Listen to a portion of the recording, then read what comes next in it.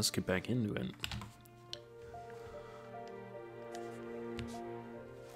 Okay, so this is exactly where I left off in video 3. Man, this game's been on my mind quite a bit. I had to stop and go to bed.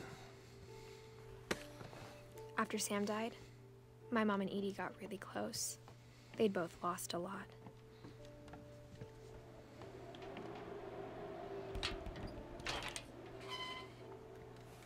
I probably won't be putting too many gifts in there unless there's an epic reference that just needs one.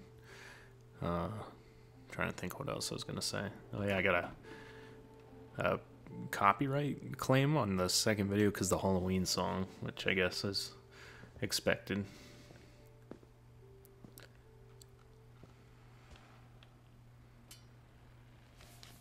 Anyway, on to it. Dear Kay, do you remember the way Gregory used to laugh when he thought he was alone? Like something funny was happening, but only he could see it.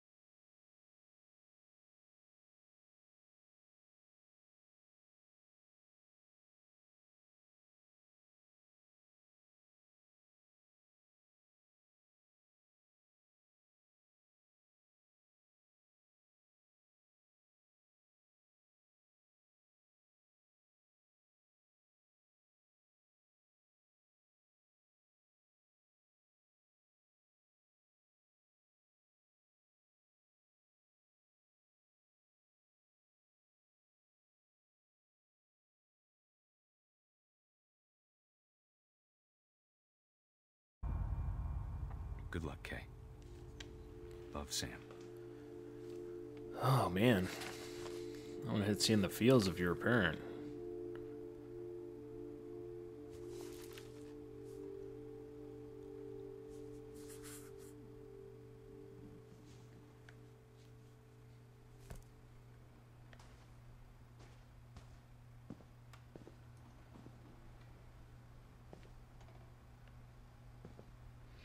Did all the freaking kids die? I can't imagine my mom ever writing poetry, and yet...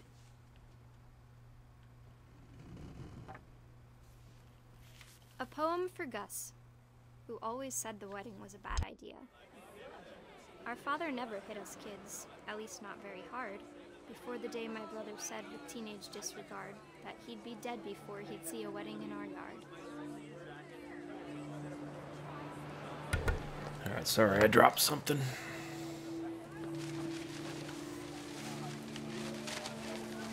Ugh. And there's the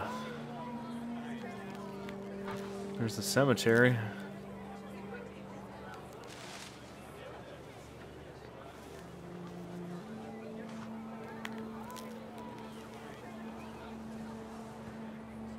My father made him come, of course, but Gus stood far apart, just flew his kite and bottled up the storm inside his heart. Wah, bang.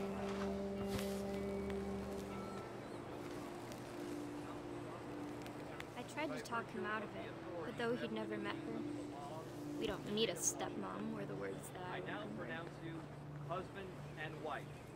You may kiss the bride. Ah. Blech.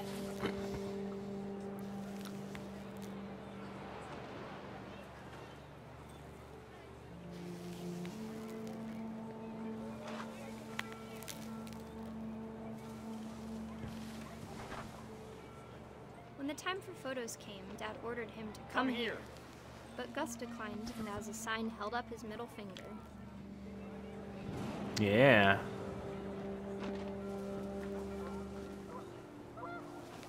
wind picked up, and panicked geese appeared and quickly went. But all the humans did that day was go inside the tent.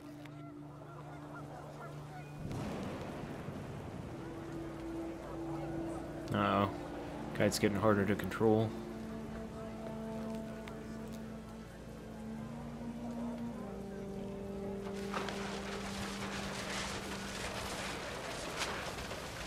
The rain came down in buckets then, but no one seemed afraid that nature might destroy the tent our dad had crudely made.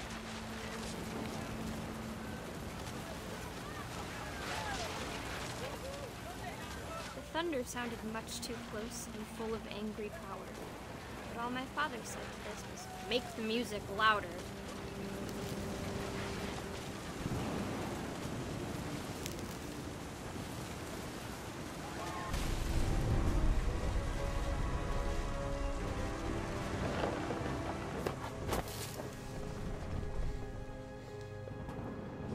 I wish that I could truly say I thought about you on that day. Out there on the beach alone, just you, the wind, the sea, and foam. But I didn't. Until we found you.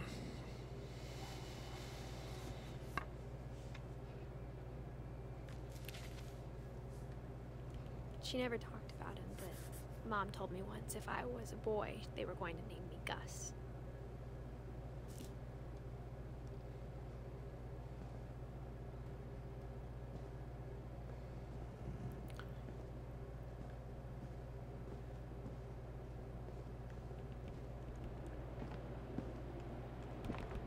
My mom moved up to the loft after her brothers died.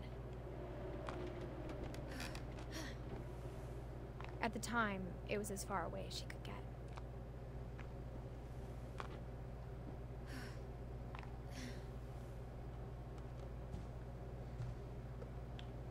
Religion was another thing my mom never talked about, but I think it helped her a lot after her dad died.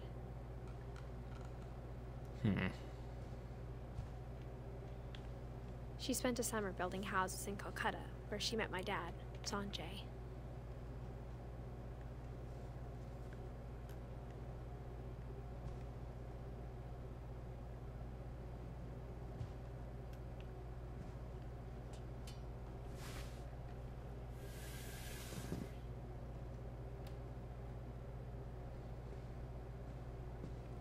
Dang, so she had two uncles that died. That'd be sad. I don't know where I'm supposed to go from here, though.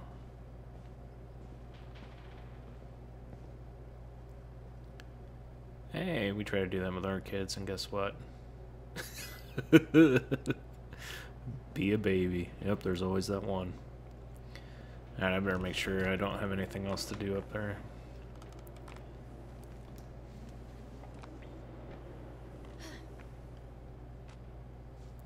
Actually, I'm going to turn the volume up a little bit too, because it's somewhat hard to hear. We'll go to 12. There we go. I knew I was missing something. My mom moved to India a week after graduation and got a job teaching English. Louis was born a year later.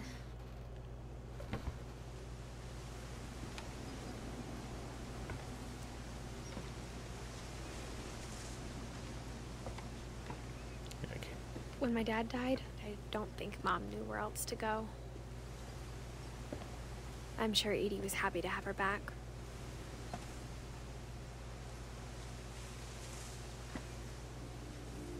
I mean, whoever designed this is pretty amazing. The house had to get a little bigger, but Edie was used to that.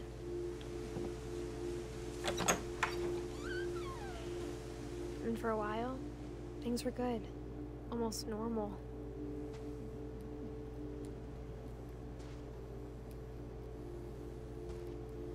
But it didn't last.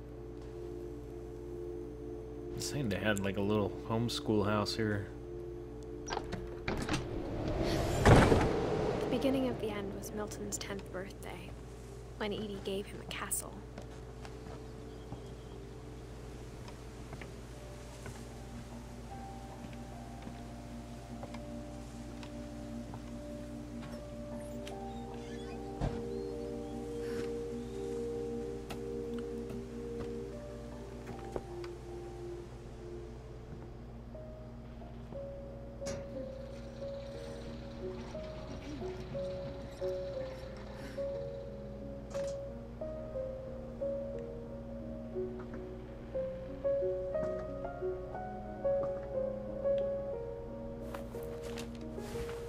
Milton Finch in The Magic Paintbrush. And this is her brother.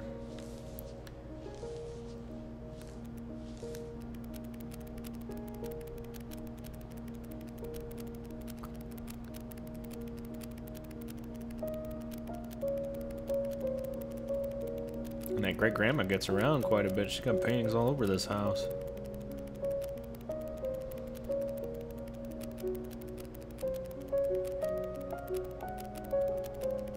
Oops. Okay, good. I'm glad it didn't make me start all over.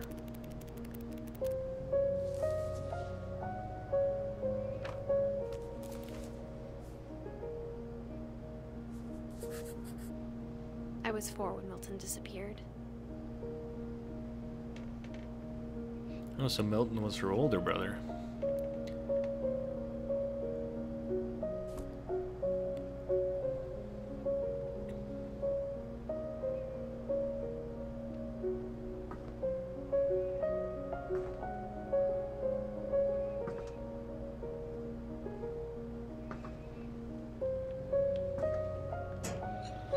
Mom spent months searching for my brother. Then she sealed the doors.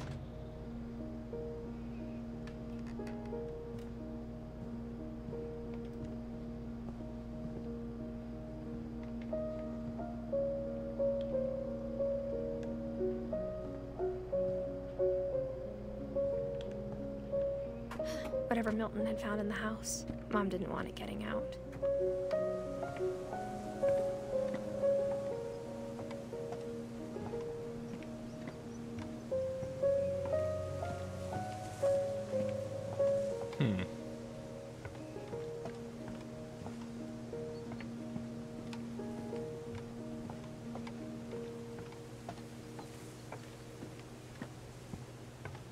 Aha, that's how we get up there.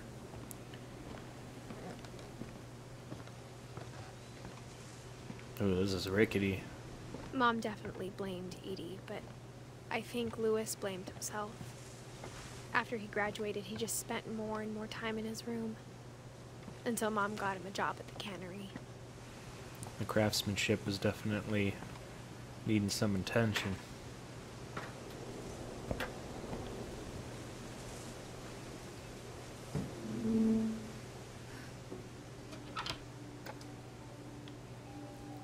The actual boat? Lewis's room smelled very, very familiar. That part of him lived on. I think I know the smell. Legalize it.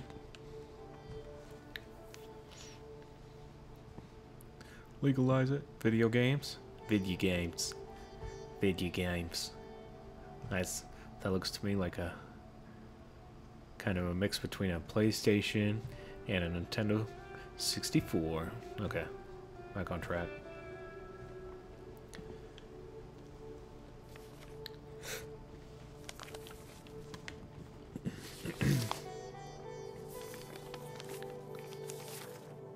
Dear Mrs. Finch, as Lewis's psychiatrist, I can understand your desire for an explanation. As I see it, the trouble began in January, shortly after we convinced your son to seek treatment for substance abuse.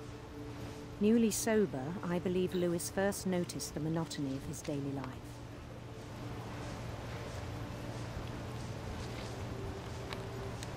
He kept working at the cannery.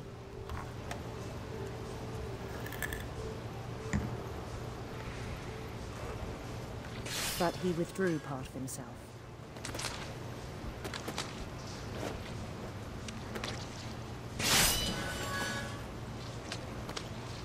In our sessions, I saw the same behavior.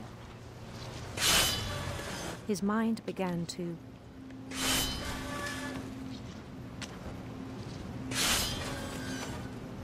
Wander. wander. Oh, okay. It's the left stick. I asked him to describe it. He said he started small, imagining a labyrinth. He'd feel his way about. Then something moved.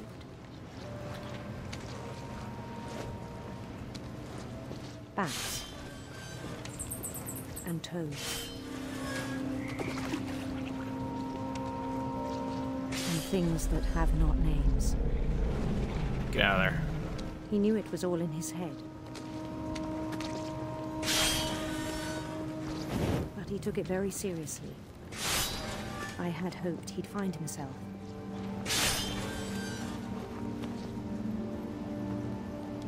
Come to fish. But he found something more. Wow, this is like I worried about him then. a Diablo type game. Daydreaming at the cannery. I spoke with his boss. But he said Lewis had become a model employee. Methodical, tireless, focused. Like a whole new Lewis. So I let him go on.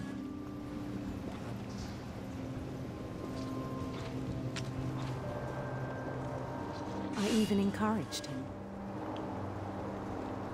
It seemed very promising at first. He told me he'd made a new friend. Oh, Pepperino. On the edge of a city he named Lewis Topia. He built the city up slowly, brick by brick. Then he made musicians.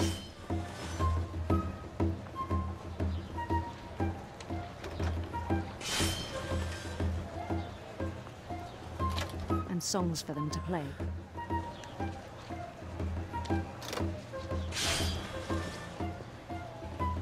He talked about starting a band. And he was always humming something. Every day his imagination grew stronger.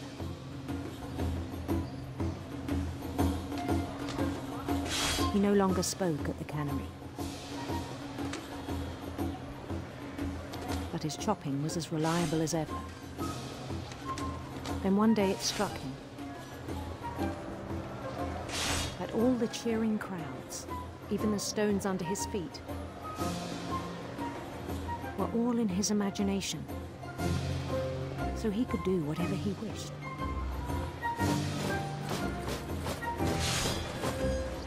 He held an election for mayor. And he won. Mario. They begged him to stay, but his mind was already wandering. It became a game for him.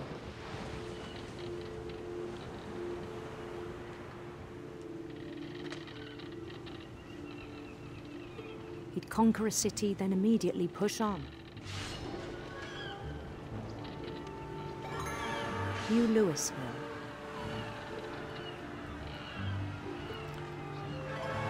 St. Louis.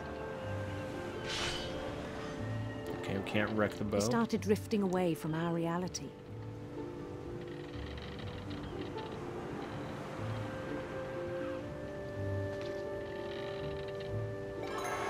Minneapolis. Until one day he forgot to go home from the cannery. Even as his mother pleaded with him, part of Lewis kept sailing on.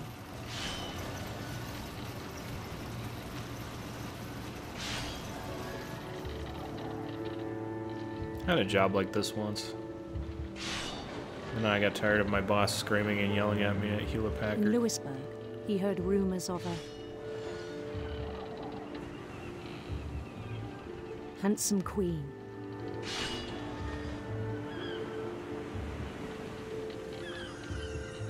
I didn't really have time to read that. I was just full sail ahead, you know? The queen was on her own quest for Yeah, we'll go Sinister Serpent. sinister serpents.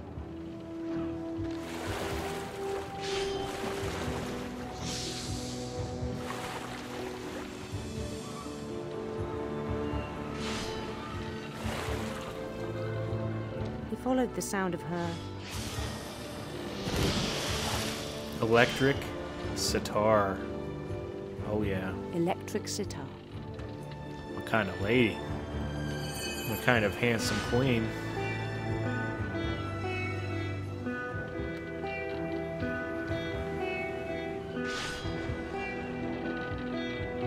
His chase led him to a golden palace east of the sun and west of the moon. Even then, his logic remained sound. He knew the world was all in his imagination.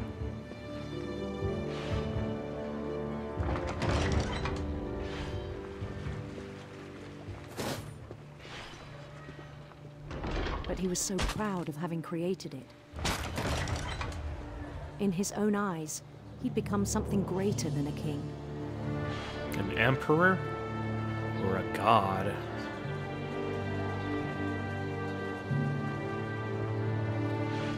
A Kim Jong-un? For someone who'd never known success in the real world, I think it was overwhelming. And then it struck him that the real Lewis was not the one chopping salmon, but the one climbing the steps of a golden palace. Okay, I never went this far with my imagination. My imagination is as real as my body, he told me. It was hard to argue with him. Well, that's just simply not true.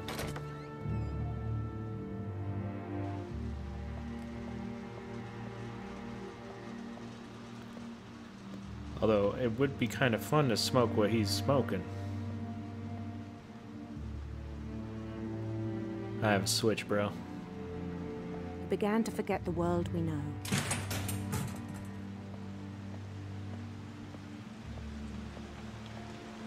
I think it pained him to remember Lewis, the cannery worker.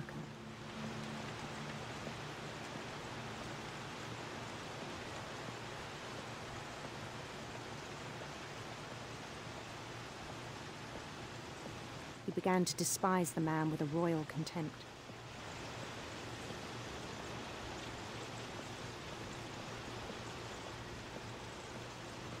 I still thought I could save him. Even after he said he was being crowned king over all the lands of wonder. The palace would be packed with his companions.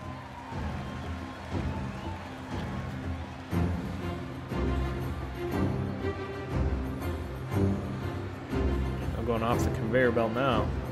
Oh yeah, I can't even move fast enough. We're going where we're going. Including the wise Calico who'd insisted on inviting me.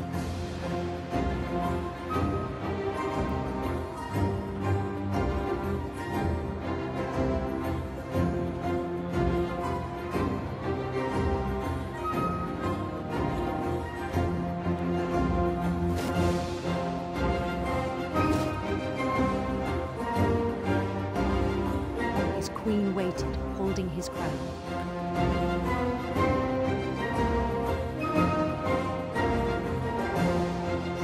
There was only one thing left to do.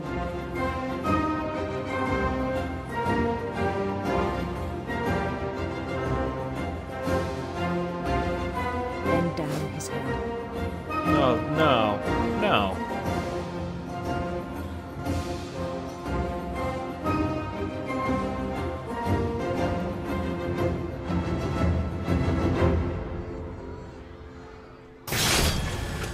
I think you know.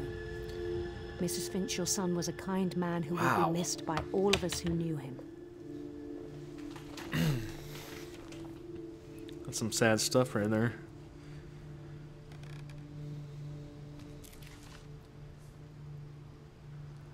My brother was really cool. I wish you could have met him. Alright. So what else do we got? Sanjay. He might not be there. Edie. Who knows? Alright, well, we're going to end this one here, and we'll pick it up in the next one.